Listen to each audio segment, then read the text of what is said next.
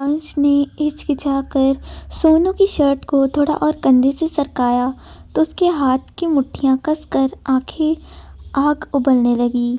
अंश ने अब बिना किसी हिचक के शर्ट हटाकर पीठ देखी। वो निशान ना जाने पूरे शरीर पर होंगे, ये समझने में अंश को देर ना लगी।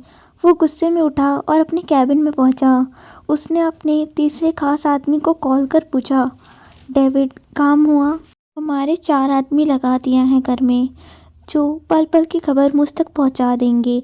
आगे क्या करना है बॉस? डेविड का जवाब आया। हम एक वीक में दुबई जा रहे हैं। कियारा से कहना हमारे रूम में प्रिंसेस के लिए सारी ज़रूरत का सामान तैयार रहे। फ़िलहाल तो मेरे कैबिन में एक डॉक्टर भेजो और शैन से कहना वो प्रिंसेस का पासपोर्ट तैयार करवा दे।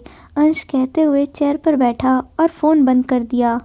फ़ोन बंद होते ही एक्सेल का कॉल आने लगा। एक्सेल ने सामने से कुछ कहा तो अंश बोला, एक काम करो, उसे यहाँ ले आओ। कुछ समय बाद वंश कैबिन में पहुंचा। अंश कुर्सी पर बैठा उसे दाएं बाएं घुमाए जा रहा था। वंश उसके सामने बैठ गया। कुछ हुआ है डेविल? इतने गुस्से में क्यों लग रहे हो? मीटिंग ठीक से नहीं हुई? क्या तुम चाहते हो मैं तुम्हारे लिए उन लोगों को बर्बाद कर दूं? तुमने प्रिंसेस की पीठ पर निशान देखे? अंश भावहीन आवाज में बोला। निशान? कौन से निशान? वंश नासमझी में बोला। इससे पहले कि अंश जवाब देता, शेन खुद ही डॉक्टर को लेकर वहां पहुंच गया। अंश ने वंश को इशारा किया, उन्हें पहले प्रिंसेस के पास लेकर जाओ। वंश को कोई आइडिया नहीं था क्या चल रहा है, फिर भी वो डॉक्टर को अपने साथ लेकर चला गया। अंश ने शेन से कहा, शर्मा एम्पायर मुझे अपने अंदर चाहिए, पर उससे पहले उसे पूरी तरह बर्बाद कर दो। बाकी सबके लिए वार्निंग भेज दो। अगर किसी ने उनकी मदद करने की कोशिश की तो वो सीधे तौर पर डेविल से दुश्मनी कर लेंगे। साथ ही एक लॉयर ले जाओ घर पर। सबको बाहर फिकवाना है उस घर से। बहुत ऐश की ज़िंदगी जी ली उन्होंने। मैं शाम तक आ जाऊंगा वहाँ। ओके बॉस, शेन ने कहा और हल्के से सर झुकाया और वहाँ से चला गया। अंश कैबिन में ही चक्कर काटने लगा। डॉक्टर और वंश बाहर आए। वंश का चेहरा भी गुस्से से लाल हो चुका था। इतनी छोटी सी लड़की और ना जाने कैसे ट्रीट किया है उसे। शरीर पर ऐसी जगह नहीं जहाँ नए पुराने जख्म ना हो, और इन जख्मों के साथ वो आराम से सो रही है। आई कांट बिलीव, डॉक्टर ने कहा। आपने उसे चेक किया? कोई इन्फेक्शन वगैरह? अंश ने पूछा। चार्जिंग डाले नहीं जा सकते। मैंने फ़िलहाल कुछ दवाइयाँ लिख कर दी है, उन्हें प्रॉपर देती जाइए। खाओ, जल्दी भर गए तो कोई दिक्कत नहीं होगी। उसके अलावा बॉडी में वीकनेस है, मुझे कुछ टॉनिक भी दिए हैं। खाने पीने का थोड़ा ध्यान रखिए, वो जल्दी फिट एंड फाइन हो जाएगी, डॉक्टर ने कहा। वंश ने डॉक्टर को हाथ से इशारा किया और बाहर तक छोड़ाया। जब वो लौटा तो गुस्से में टेबल पर हाथ मारकर बोला, नीच लोग हैं, ज़रा भी दया नहीं आई उन्हें इस मासूम पर। कोई इतना निर्दयी कैसे हो सकता है? आखिर क्या गलती कर दी प्रिंसेस ने ऐसी? मैं छोड़ूंगा नहीं उन्हें, जान ले लूँगा एक एक की। अंश ने हाथ दिखाया उसे शांत करने के लिए। वो इतनी आसान मौत डिज़र्व नहीं करते। मरेंगे वो, लेकिन जब तक हम यहाँ हैं उन्हें इतना तड़पाएंगे कि वो मौत की भीख मांगेंगे। प्रिंसेस के जख्मों को एक एक जख्म का हिसाब देना होगा उन्हें। वंश ये सुनकर शांत हो गया। फिर उसने कहा, आई डोंट केयर वो अब क्या सोचेगी। I want her and our place. हम उसे साथ रखेंगे, उसका ख्याल रखेंगे, उसे प्रोटेक्ट करेंगे। अंश ने बिना सोचे समझे बोल दिया, ओके, जैसा तुम चाहो। अगर वो मान जाती है तो जैसा वो चाहे।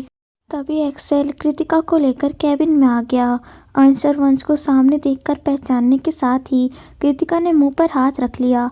वंश खुद को पूरी तरह शांत कर चुका था। उसने अंदाज़ा लगाकर कहा, कृतिका राइट? Right right. और आप दोनों वो है ना जिन्होंने कल एक लड़की को, आई मीन शीतल चुड़ैल को पुल में फेंका था? कृतिका एक्साइट होकर बोली। उसकी एक्साइटमेंट देख वंश ने कहा, तुम्हें मज़ा आया देखकर? मैंने अच्छा सबक सिखाया ना उसे। एक नंबर। अगर मैं वहाँ होती तो तालियां और सीटी बजा देती। वो कमीनी इसी लायक है। घर तो घर, कॉलेज में भी मेरी सोनू को परेशान किए बिना नहीं छोड़ती, कृतिका नफरत से बोली। डोंट वरी, अगर मुझे दोबारा मौका मिला तो उसका मुंह काला करके उसे गधे पर बिताऊंगा। वंश ने कहकर हाथ आगे बढ़ाया तो कृतिका ने एकदम से उसे हाई फाइव दिया। एक्सेल हैरान रह गया। वहीं अंश ने सर हिलाया। बच्चों को देखकर बच्चों सा बन जाता था वंश कभी कभी। गंभीर होकर वो बोला, कृतिका मुझे बात करनी है तुमसे, यहाँ आओ। कृतिका के आते ही अंश बोला, मैंने सुना पिज़्ज़ा हट वाला काम काफ़ी मेहनत भरा है।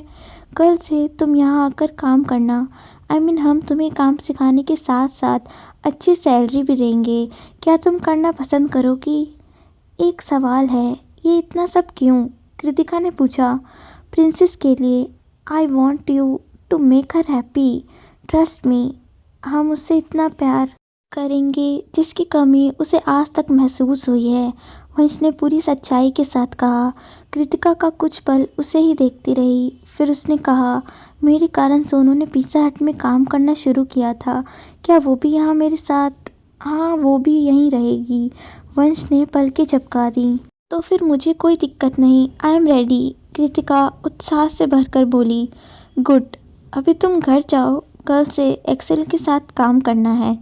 वो तुम्हें सब सिखा देगा। और सोनू को हम घर छोड़ रहे हैं आज। एक ज़रूरी तमाशा करने जाना है वहाँ, अंश ने कहा।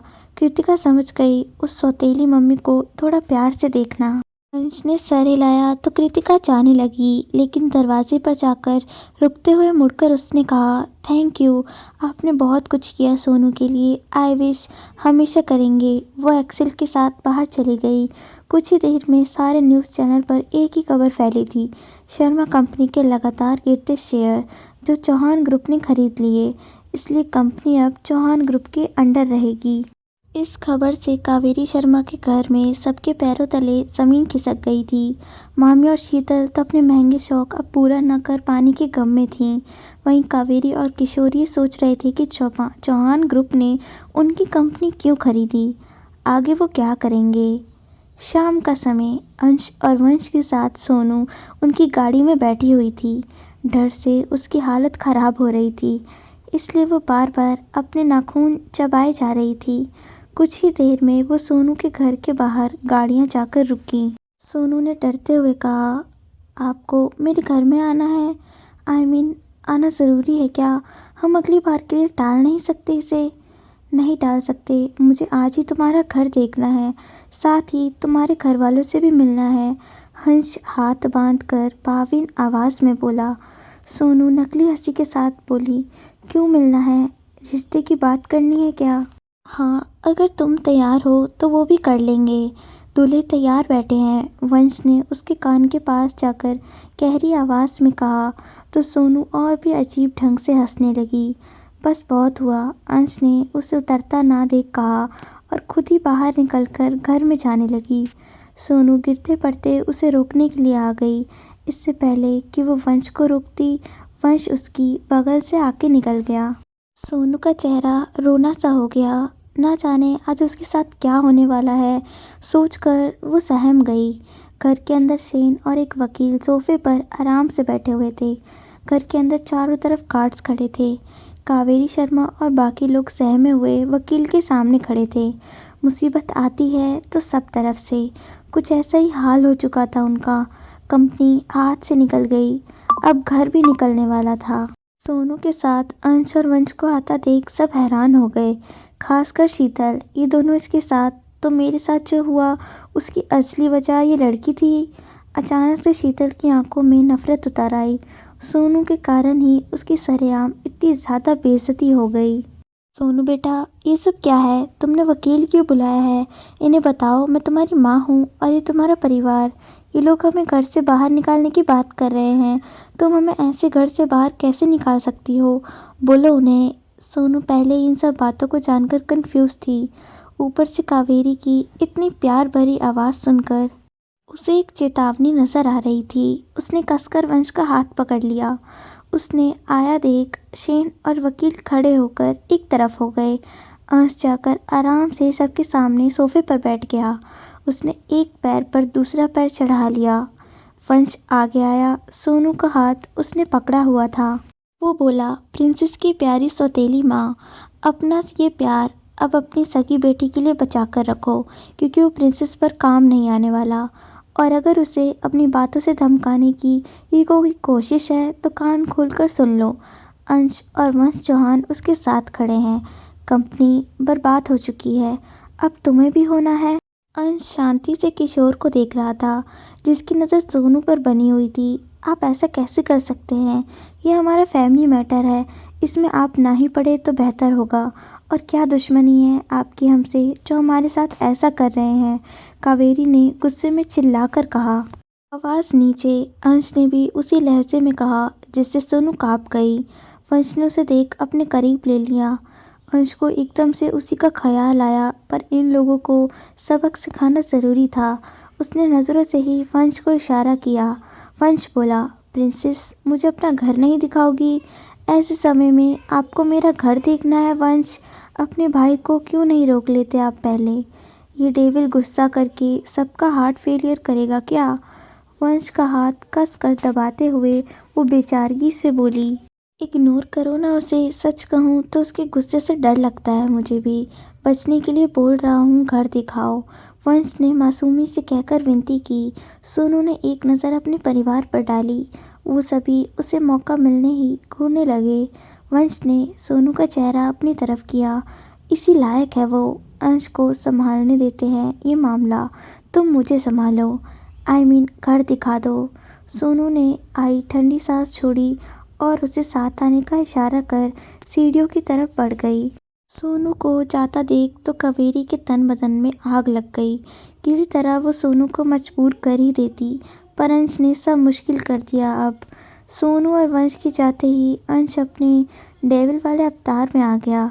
उसने एक्सेल की तरफ अपना हाथ बढ़ाया तो एक्सेल ने बंदूक निकालकर उसके हाथ पर रख दी। शेन सर हिलाकर पीछे हट गया। वकील भी डर चुका था। बाकी सबकी हालत उससे भी खराब हो गई, क्योंकि बंदूक का निशाना तो वही लोग थे। देखिए, सोनू मेरी बेटी है। उसके पापा ने सोनू की जिम्मेदारी मुझे दी थी। कावेरी हकलाकर बोली, तो ऐसे निभा रही हैं आप अपनी ये जिम्मेदारी? उसे टॉर्चर करके, उसके साथ नौकरों जैसा बर्ताव करके। इसकी सज़ा क्या होगी पता है? सब जेल की चक्की पीसने जा सकते हैं, पर वो आसान हो जाएगा तुम सबके लिए। मुझे तुम्हें अपनी तरह से ही डील करना होगा, ताकि अपनी की हुई एक एक गलती तुम्हें याद आती रहे, पछतावा करने का भी मौका ना मिले। कावेरी ने खुद को शांत कर कर कहा, हम अच्छे से ख्याल रखेंगे उसका, और रखते ही आ रहे हैं। क्या उसने कोई शिकायत की है आपसे? बच्ची है, उसकी बातों को दिल पर लेकर आप वकील ले आए यहाँ। वैसे आपका इस सब से क्या संबंध है? मुझे समझ नहीं आ रहा। अंश ठंडी हंसी हंस दिया। संबंध जानने के लिए बड़ी उत्सुक हो, लेकिन क्यों बताऊँ मैं तुम्हें कुछ भी? फिलहाल बस इतना करो, मेरी नज़रों के सामने से दफ़ा हो जाओ। दफ़ा हो जाऊँ? कहाँ जाएं? यह हमारा घर है। मेघना बोल पड़ी। जिंदा जाना है ना? अंश ने हल्की सी गर्दन टेढ़ी करते हुए उसे देखा। मेघना का गला सूख गया। वहीं किशोर ने उसे चुप हो जाने का इशारा किया। एक्सेल, बाहर निकालो इन्हें। अंश ने इशारा किया तो कुछ आदमी और एक्सेल आगे जाकर सबको धकेलते हुए बाहर निकालने लगे। हमें माफ़ कर दीजिए, हम सोनू से भी माफ़ी मांग लेंगे। प्लीज़ हमें घर से बाहर मत निकालिए, कावेरी ने तेज़ आवाज़ में कहा, पर अंश कुछ भी सुनने के मूड में नहीं था। हम कहाँ जाएंगे इस वक्त? हमारा सामान कम से कम वो तो लेने दो, शीतल ने कहा।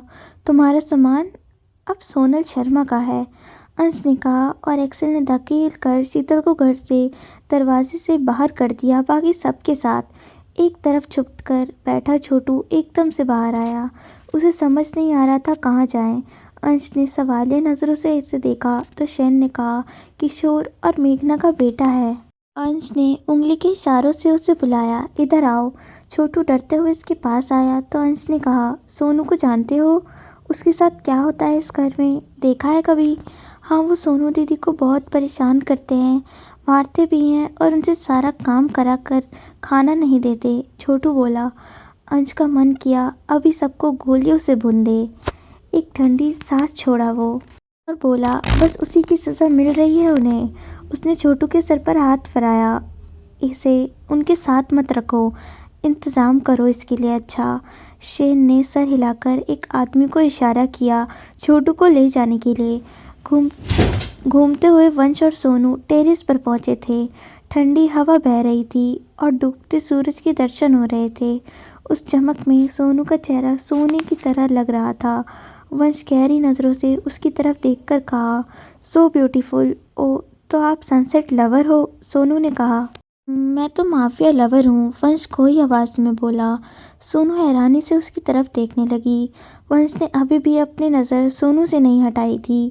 धीरे धीरे वो आगे आया और सोनू के हवा के कारण बिखरते बालों को कान के पीछे कर दिया। More beautiful. सोनू को अब जाकर समझ आया वो कॉम्प्लीमेंट उसके लिए था। वो शर्मा उठी। Thank you. एक बात कहूँ, बहुत ज़रूरी है, वंश ने गंभीर होकर कहा। कहो ना, सोनू लापरवाही से बोली। मेरे साथ घर चलो, मैं तुम्हें अच्छी लाइफ दूंगा जो आज तक नहीं मिली। एक प्रॉमिस देता हूँ, जान दे दूंगा, लेकिन तुम्हें अकेला नहीं छोड़ूंगा, अपने सगे भाई की कसम, वंश ने कहा। सोनू उसकी तरफ देखती रह गई। क्या बोल रहे हो? मैं क्यों आपके घर चलूँ? मेरा अपना घर है। आखिरी बात कहते हुए सोनू की आवाज़ धीमी हो गई। उसका घर एक बहुत बड़ा मजाक था वो, क्योंकि उसकी जगह बस छोटे से स्टोर रूम और फिर किचन में थी। प्रिंसेस प्लीज़, मैं अपने वादों का बहुत पक्का हूँ और ज़िंदगी में अपने भाई की झूठी कसम मैं नहीं खा सकता, क्योंकि वो इकलौती मेरी फैमिली है, वंश ने कहा। सॉरी वंश, मैं नहीं आ सकती, सोनू ने सर झुका लिया। तो तुम मेरी बात नहीं सुनोगी? ठीक है, चलो नीचे, डेविल खुद तुमसे बात कर लेगा, फिर तुम उसके सामने एक शब्द भी नहीं बोल पाओगी, मुझे विश्वास है, वंश ने कहा और उसका हाथ पकड़कर खींचते हुए साथ ले जाने लगा। जब वो नीचे आए तो अंश ने एकदम से कहा, जाकर अपना ज़रूरी सामान पैक कर लो, बहुत कुछ लेने की ज़रूरत नहीं, जो चाहिए वो बाद में तुम्हें मिल जाएगा। सोनू ने देखा उसका पूरा घर खाली पड़ा था। वो बोली, बाकी लोग कहाँ चले गए? अपने लिए नया ठिकाना ढूंढने। तुम अब यहाँ अकेले हो, अगर नहीं रहना चाहती तो जाकर अपना सामान ले आओ, अंश ने कहा। मुझे कहीं नहीं जाना, ये मेरा घर है, ऐसे कैसे छोड़ दूँ? सोनू परेशान हो गई। तुम्हारे घर के लिए केयर टेकर का इंतज़ाम हो जाएगा, अब जाओगे या मैं किसी को भेज दूँ तुम्हारी पैकिंग करने? अंश ने इस बार खींचते हुए कहा तो सोनू ने गला तर कर लिया। उसकी नज़रें वंश के साथ मिली, जो होठों पर शैतानी मुस्कान लिए उसे चिढ़ा रहा था। सोनू ने मुंह फुला लिया, पैर पटकते हुए वो चली गई। एक आलीशान महल जैसा घर के सामने शेन ने गाड़ी रोक दी थी, जो सोनू के घर से 3-4 गुना बड़ा था। जितना बड़ा घर उतना ही खूबसूरत उसका गार्डन था। ये हमारा मुंबई वाला घर पसंद आया? वंश ने सोनू का ध्यान अपनी तरफ खींचा। सुंदर है और काफ़ी बड़ा है। कितने लोग रहते हैं यहाँ आप दोनों के अलावा? सोनू ने पूछा। हमारे अलावा तो बस हम दोनों ही रहते हैं, सोचने का नाटक करते हुए वंश अंत में हंस दिया। जितना घर बाहर से सुंदर था उतना ही अंदर से भी था। सोनू के लेकर वो दोनों एक कमरे में पहुंचे। आज से तुम यहीं रहोगी, ये तुम्हारा स्पेशल प्राइवेट रूम है, कोई यहाँ तुम्हें परेशान नहीं करेगा, चाहे अंदर तुम वर्ल्ड वॉर ही क्यों ना करो, वंश ने कहा। सोनू ने पलकें झपकाई और धीरे से बोली, थैंक यू सो मच मेरे लिए इतना करने के लिए।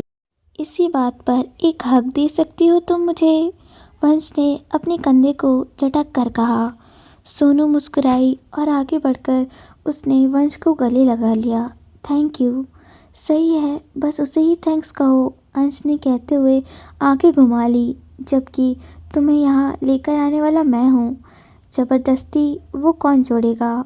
सोनू अलग होकर मुंह बनाते हुए बोली, किसी को जलन हो रही है प्रिंसेस, तुमने सिर्फ मुझे गले लगाया, उसे नहीं, वंश ने कहा। सोनू ने एक ठंडी सांस छोड़ी और थोड़ा सहमते हुए जाकर अंश को साइड हक कर लिया। आपको भी थैंक्स डेविल। अंश की आंखें छोटी नजर आई जब वो अलग हुई। उसे कारण समझ नहीं आया, मगर वंश समझ चुका था। उसने कहा, अपना नाम बताओ उसे अच्छे से, वरना तो वो डेविल ही कहेगी। वंश ने कंधे उचका दिए। डेविल नाम इतना भी बुरा नहीं है, सोनू ने दांत दिखाते हुए कहा। अंश ने आंखें घुमाकर चेहरा दूसरी तरफ फेर लिया। सोनू हैरानी से बोली, अरे आप नाराज़ हो गए क्या? प्लीज़ ऐसे मत करना, मुझे आपके ही घर में रहना है अब। कहते हैं पानी में रहना है तो मगरमच्छ से पैर नहीं लेते। सोनू ने उसका बाजू पकड़कर हिलाया तो अंश ने मुश्किल से अपनी मुस्कान के होठों पर आने से संभाल लिया। उसका मतलब तुम्हें मगरमच्छ कहने का बिल्कुल नहीं था। सादा दिल पर मत लेना डेविल। वंश भी आकर इसके दूसरे बाजू से लटक गया तो अंश इस पर हल्के से हंस दिया। शैतान जोड़ी बनने वाली है तुम दोनों की, अंश ने कहते हुए बारी बारी दोनों के सर पर चपत लगा दी। आगे की कहानी सुनने के लिए चैनल को सब्सक्राइब करें और वीडियो को लाइक और कमेंट ज़रूर करें और हमें इंस्टाग्राम पर भी फॉलो करना ना भूलें।